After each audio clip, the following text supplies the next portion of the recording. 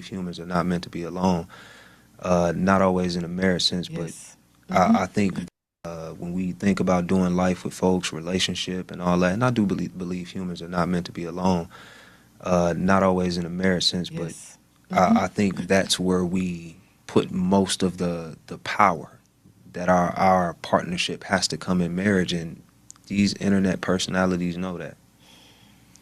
So they're gonna twist scripture, they're gonna twist psychology, they're gonna twist spiritual doctrine, they're gonna twist social media jargon, and paint this picture that everybody marriage is it. Marriage is it. You got the house, you got the degree, you incomplete because you're not married. And it's like, bruh, was any of that even a Yes. part of your purposes? No offense to the people who've Hmm. accomplished, but it's like, did you do that because this was where alignment took you? Yeah. Because if you did, none of this stuff would feel empty. You wouldn't feel incomplete regardless. I don't feel incomplete. Right. Do I what I like? Yeah. But do I feel incomplete? Do I feel less than, like I lack anything? No, because I know exactly what I'm doing Hmm. and exactly where I'm being called to go. And it's very fulfilling. When I really surrendered to God's will, that's when life changed the way that it needed to. Thank you, baby. That's when life changed the way that it needed to change. My goal is to make sure that God says, "Well done" to me. Even in my purpose of serving, in my character, in the qualities that God has granted me, it shows up in my marriage. When you're operating in your purpose before you marry, oh God, it shows up in your marriage. It shows up in your stewardship. That's what aches me with the conversations in today's society. In my stewardship and my communication with my husband, I know my words can make or break him. In operating in my purpose before, I knew that in serving the community, my words can make or break somebody. So when I speak to edify. Yeah. And it shows up between me and my husband because no matter what the conflict, no matter what the problem is, when I'm communicating, it's not to tear him down. In my stewardship and my role as a wife submitting to my husband, it's to be his support, it's to be his strength because he won't always have strength. And I think that's the poison in today's society is making it seem like men always have to be strong. They're not always going to be strong. It's not always easy to lead. It's not. In stewardship, in our finances, in our resources, being able to give back, to bless people with the things that God has blessed us with, in stewardship of our family, of our children. Our children need to see love and forgiveness, and those are all the things that I went through even in my purpose, which is what made room for my marriage. There you go. So when I hear the conversation in today's time, it's hurtful, and that's why I say I started to witness the destruction of the unity of marriage, the union, and I was upset. I'm like, we're not doing this. That's what the enemy wants to do. We're not doing this. And I think people need to understand when you are operating in your purpose, you are humble, you're understanding, you're loving, you're gracious, you're kind, and you understand the point of serving. Welcome back to the channel. I've been helping Christian singles since 2020, all in order to help you get married. So let's get into it. So, this particular, video was from Talk to Me Kitty. I think she does a lot, out there with, a lot of other different groups. I think Hardly Initiated. I think she does a lot with them. And then Trip Fontaine, he also does a lot, with people out here and brings up conversation. And I like the essence of the conversation that they brought forward today, because I think what they're trying to do through this, again, is give their unique perspective on relationships, marriage, and couples, right? And I do agree, with one of the things that, Mr. Tripp said at the very beginning when he was basically saying that, you as a person, you're not necessarily complete if you, have all the check boxes marked, i.e., I'm married, i.e., I have this great job and this great career. I have my children, my 2.5 children, my dog, my picket fence, blah, blah, blah. See, that is the American, ideal. But that does not necessarily mean that's going to bring you joy. A lot of people in marriages are actually lonely. All right. And you can be married literally with people all around your home and be lonely. And loneliness, even within a marriage, is one of the worst things you can actually feel, because at that point, you even start to question yourself as to say, okay, am I doing everything right? Did I miss something here? What is going on? And even when we take a step back from that, since I'm talking a little bit about loneliness now, there's even this essence of, if you are doing everything for the church or you're doing everything for God, because again, a lot of churches, they will preach that as well. And then you still might find yourself very lonely. Okay. And see, one of the things that, again, I think is a little bit different on this channel, and I do know some people don't like it, and I'm hoping that those people, if they watch this video, then this will be the only video that they watch and they'll avoid me in the future. But one of the things that I've noticed is that it really is different strokes for different folks. And one of the things that even they kind of mention, subtly in this particular video is talking about the differences among people. See, what's going to make one person happy is not going to make another person happy. I remember when I was, back when I was doing film, and, again, the new people might not know, but my background is in media. I actually have 2 movies that actually have distribution. One of them was actually distributed by Lionsgate and actually had Tommy Ford in it. So back in those days, I remember, I would work with a lot of people, from that industry. And I had this great conversation with somebody one time. And I was, we were talking about, do you want the money more, or do you want, just to do what you love more?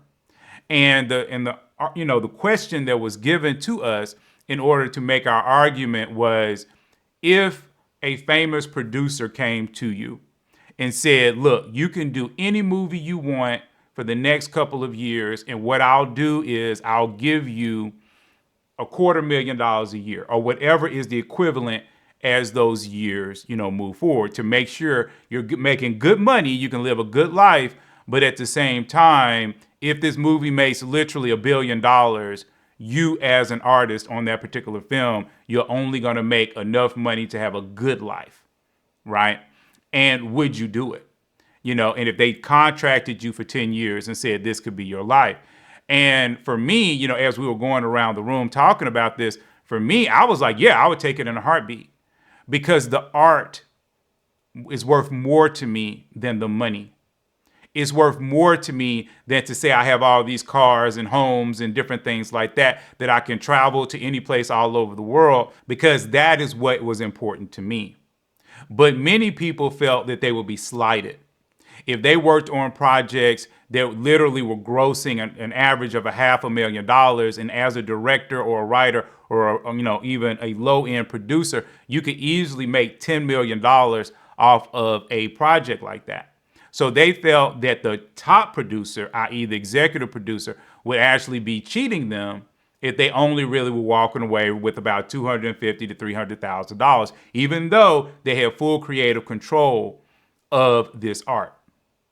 And that's part of the argument, that I am making right now. When people are coming in and they're talking about life, what's going to work really well for one person is not going to work well for another person. What brings one person joy is actually going to bring another person sorrow. And so a lot of times, again, we don't talk about it from that perspective. When you're dealing with most people that you're seeing, okay, these people want to be in the limelight. They want to actually do this. This is what they want to do. They want you to see them. They want to be, the next Oprah or, the next whatever. That's why they are doing it. It is not necessarily because, they just feel called. These are different things. Like there are people that are called to this, and people that are called to this feel a much heavier burden on them. Like I've told you all before, I feel more called to this. This is not really my natural way. You know, I remember talking about singles, honestly, when I was married, and you all would not like what I had to say.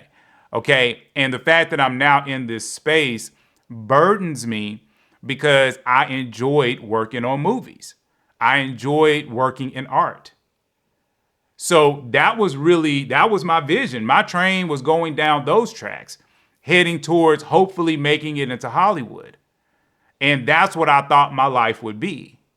And even now I fight, like I said, with that almost every other day, because the logical side of my mind, which is what I use to make these videos, is very different than the artistic side of my mind. And they have a very hard time of turning each other off. So when I'm doing this, if I say, hey, let me go write a story, it's hard for me to do it on the same day. It's like I need to wait a day or two to get the logic to calm down so I can get the art to elevate. So am I happy out here doing this? Well, there's a part of me that's happy because I love to help people. But then the artistic side of me is suffering. That part of me is not being fulfilled. So when you're dealing with, like I say, sometimes what people are saying, you have to look at it from your perspective. And this is why I always encourage people to know what you want. What's going to make you happy? You cannot go down somebody else's path 100% and believe that you're going to feel happiness by going down that path. I have run into women, not to say all women are like this, but I have definitely run into several women that I have dated that I knew from just hanging out with them and the way that they treated me that I was a part of their checklist. It wasn't so much that they liked me. It was so much that it was more of they liked the essence of me.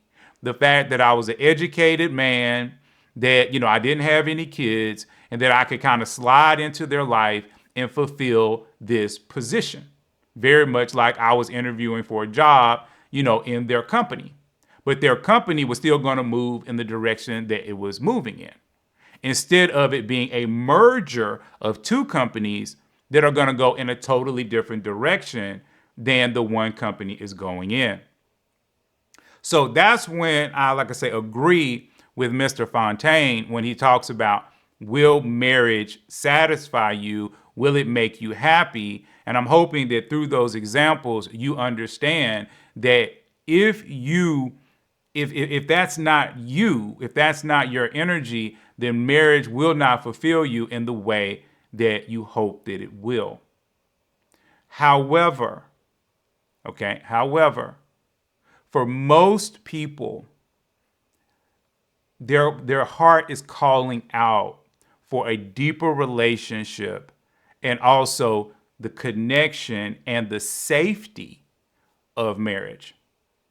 Now, again, you should know whether or not that's you. Because when you're in a marriage, you're giving yourself away. You're giving yourself up. You cannot bring yourself into a marriage. Yes, parts of you are going to come in there, your basic personality and things like that. But, just like Kitty said, you have to give yourself. You're going to be submitting yourself to your other person, and you're going to have to give that side to the other person. Now, the main thing, again, that they were talking about is purpose. And they were saying that, okay, you need to be going after your purpose. But see, again, this is where, kind of like I was saying in the beginning, that I have to make sure that I talk about. Because your purpose may not be to build a business. It might not be to be in the limelight. It might not be to talk to people on social media. It might not be that. See, that is their purpose, but that is not always your purpose. And the reason why I say this is because a lot of times when people get in these spaces, they forget the very people they're supposed to be representing. And we see this a lot in the government, where literally, it was about 8 years ago, I forgot which senator they actually followed, and he actually went to the grocery store, and they actually had a whole news team followed him into the grocery store, and he was just going through picking up products in the grocery store, and he was like looking at a loaf of bread, a can of beans, meat, the whole thing, and he could not believe how much it cost. And they literally was asking him, they was like, "You don't know how much food costs?" And he was like, "Well, I don't really do my grocery shopping. I have people that do that for me." And then it really dawned on him that, wow, the average American is paying these prices. The average American is going through this. And here's somebody that was elected, to represent us. And then it dawns on you that the average politician is a multimillionaire. They don't live the same life as the average person in America. Because remember, the average person in America makes around $50,000 a year. That's both male and female. That's both black, white, blue, green, whatever you want to say. So you see the disconnect. And see, that's the part that I'm talking about. When you're listening to someone, you have to make sure, and I'm not saying anything against them. I'm not trying to say anything against them here. So I want to make sure I'm clear on that. But what I'm trying to say is your purpose in life could be to support your husband. That could be your whole purpose. You could be here just because God knows that there's going to be a man in your life, and maybe he's a school teacher, but he's going to do something with those kids at his school that are going to be so revolutionary that 3 of them are one day going to be the leaders of some place, and they're going to create a new world for God. And what God needs is for you to support him so that he can do that job. Or as a man, your whole purpose might be just to work the 9 to 5, to go out here and do all of these things and have a normal life, but protect your wife and protect her vision for the children. And maybe she's a stay-at-home mom. Maybe she's doing this, that, and the third. I don't know. But it could be because she is that stay-at-home mom that she creates in her children, which are also your children, she actually creates a situation where those kids grow up and do something big for God. See, when we look at even somebody like Ruth, what was Ruth's purpose? See, Ruth, if you look at it, Ruth's main purpose was to marry Boaz and have a child.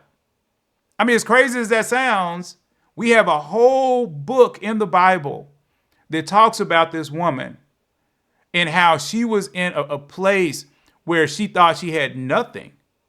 And the only contribution that we see that Ruth gave us was the child, that she had with Boaz. And it is through that lineage that you get Jesus. Wow. And see, that's always that thing that I want to make sure people understand. Not everybody is supposed to be a multimillionaire. Not everybody is supposed to have, this big life where everybody's looking at them. Not everybody's supposed to have all these things. Your purpose could be just to help out in your church. Your purpose could be to help your best friend find their person. Your purpose could be anything out here in this world. God has a tapestry that he is building, and you are just simply a thread. Just like me, I am just simply a thread. And I don't know in that tapestry where I am. All I can lean on is the knowledge to know that God is leading me down. He is literally the person that is going through that tapestry with that thread, and he is placing me where he wants me to be. And this is why, for me, again, I am not against what they're saying. For a good portion of what they're saying, I'm okay with. But a lot of the stuff that I have frustration with, and I've talked about this in so many videos, is when, like I say, people are looking at it from one perspective. And it's easy to get caught up in that. And I know for me, like I said, I'm kind of sometimes really kind of talking to myself because I know growing up, I wasn't the average kid. I didn't like a lot of the things that the other kids liked. And I had nobody to really guide me towards the purpose that I would find in this life. I didn't. And most of the time when people would talk, they would talk only linearly. They would give me one solution and say that, okay, this is the way to do it. And what I found was that 90% of the time that the way they were telling me to do it was incorrect for me. And when I would tell them about it, they didn't understand. They didn't understand why it wouldn't work for me when it worked for them. And by the time I started to get into college and later on, I started to understand that we have all these different personalities. And different personalities need different things. They walk in a different way. It's just like when people talk about, the 5 love languages or different things like that. Somebody might need, affirmation. They might need words of affirmation, while another person needs quality time. How can you tell that someone who needs words of affirmation that they're wrong? You can't. You have to say, okay, we're going to look at this from your perspective. What do you need from your perspective? And what I believe is that most people, okay, if God has not given you your purpose, especially, like I say, depending upon what's going on in your life, and I've talked about that in some other videos when it comes to what you kind of want out of your life and where your heart is going. Because like I said, there's nothing wrong with a woman or a man saying that their heart is just about family. That's all they want out of life. And that could be God's purpose for you.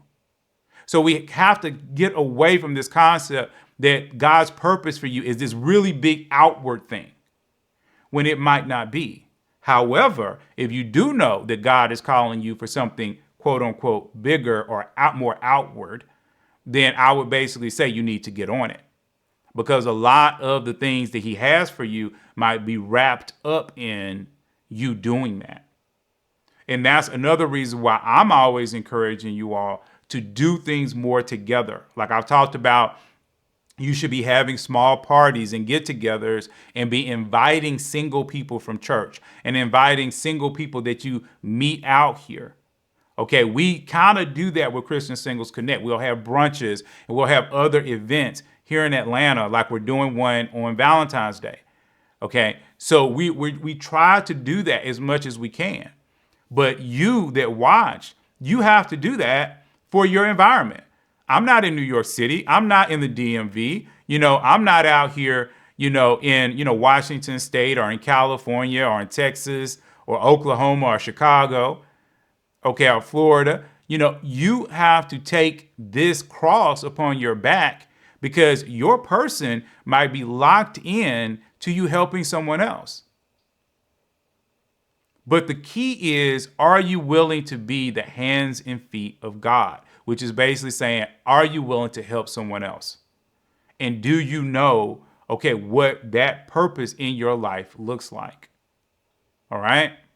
So anyway, please like, please subscribe. Remember on Thursdays, we do, every other Thursday, we have a live. So if you want to come out and talk, be a part of that, be able to talk to other people on this channel, because it's not just about watching me. It's about actually having communication, real communication back and forth, because I do want to communicate with you, and I do it as a Zoom so people can come on and they can actually speak their piece. And I don't mind if you talk to each other. I actually prefer that, for you to talk to each other and not always be talking to me.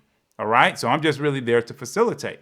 So let's, come together, do things together. Let's solve this problem of singleness, and we have to do it together.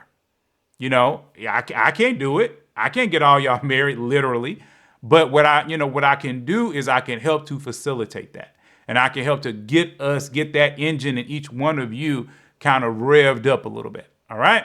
So again, please like, please subscribe, and I'm going to see you all in the very next video.